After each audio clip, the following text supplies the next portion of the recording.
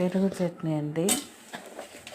పెనం వేడయ్యగా ఆయిల్ వేడైన తర్వాత పోపు దినుసులు జీలకర్ర, ఆవాలు, ఉద్దిపప్పు, శనగపప్పు వేయాలి.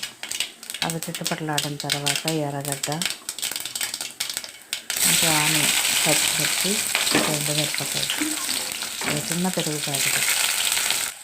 పెరుగు చట్నీకి ఆయిల్ వేసి వేడెక్కాక పోపు గింజలు వేసి ఒక ఎండుమిరపకాయ, ఒక చిన్న ఎర్రగడ్డ, 2-3 పచ్చిమిరపకాయలు వేసాను, కొత్తిమీర, కరివేపాకు వేసాను.